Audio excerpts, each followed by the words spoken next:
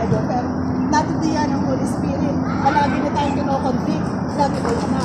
Parang iba yata yung sinabi ko, hindi yata kalugod-lugod yun sa mga nakakarinig sa iyo. Lalo ba, nasa MTR tayo o nasa bus tayo, syempre, maraming nakatingin sa atin. Kailangan natin maging mapagmatsyag sa ating mga sasabihin, sa ating mga kilos, sa ating mga pananamit, ganyan na. Kasi nga, bilang tayo nakakilala na, bilang tayo mga anak ng Panginoong Jesus, ng Panginoong Diyos, kailangan natin palagi isang pamuhay. Lagi natin isa-isip na tayo ay anak ng Panginoon, kailangan natin mamuhay ng naayon sa kanyang kalooban. Tapos yung muli, all these things shall be added.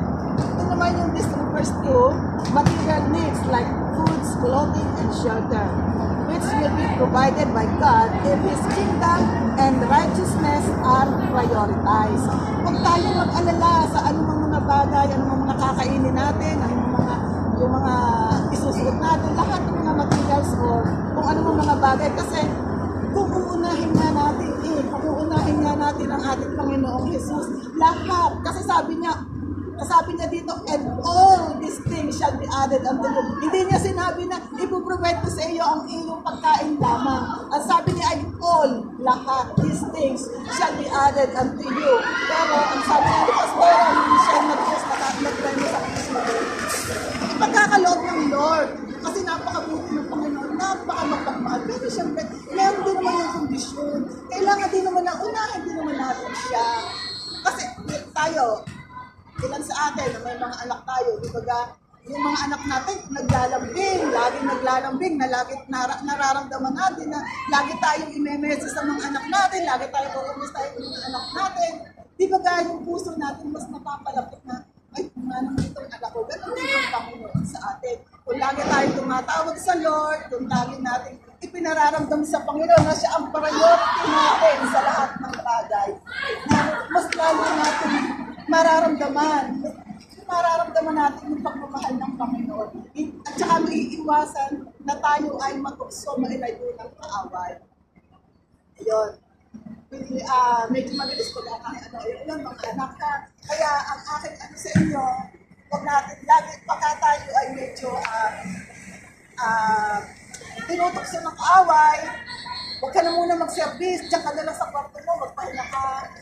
Ikaw na muna ay ikaw pagod na pagod kagabi kasi Sabado, diyan ka na muna sa kwarto mo, magpahinga ka, matulog ka. I-rebuke natin yun. Sabihin natin, no, in Jesus' name, babangon ako, pupunta ako sa Lord, magpupuri ako doon. Sasambahin ko siya sa kanyang panambahan. Ganun ha, mga anak, lagi nating hahadlangan yung pakanan ng kaaway.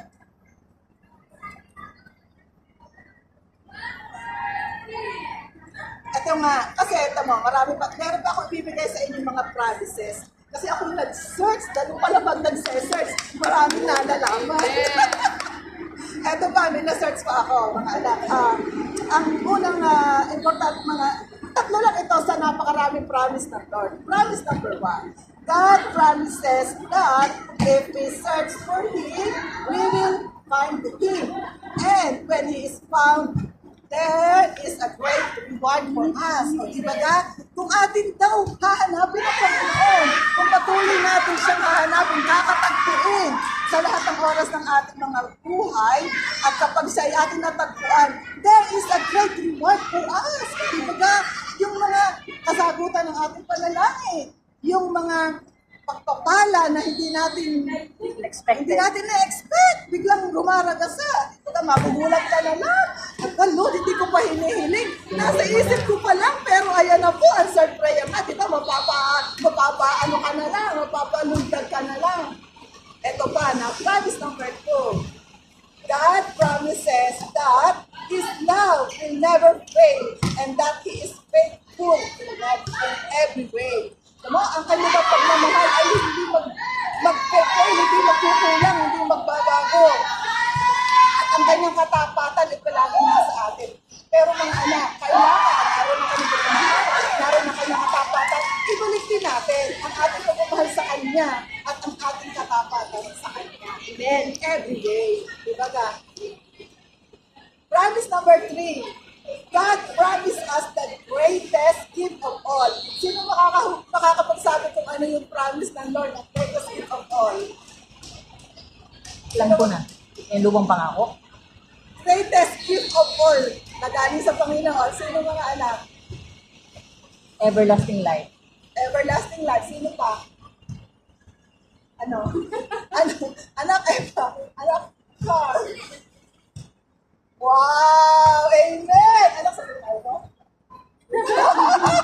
John 3:16. Praise the Lord. Amen! O, kita nyo. Amen. Praise the Lord. Kita nyo. Ang greatest gift of all ay ang salvation. Tama yung sa sinabi ng John 3:16. O, diba ka? Salvation. Kasi yan ang pangako ng Lord. Hanapin natin siya, tanggapin natin siya bilang ating Panginoon at sariling tagapagligtas at magkakaroon tayo ng salvation sa ating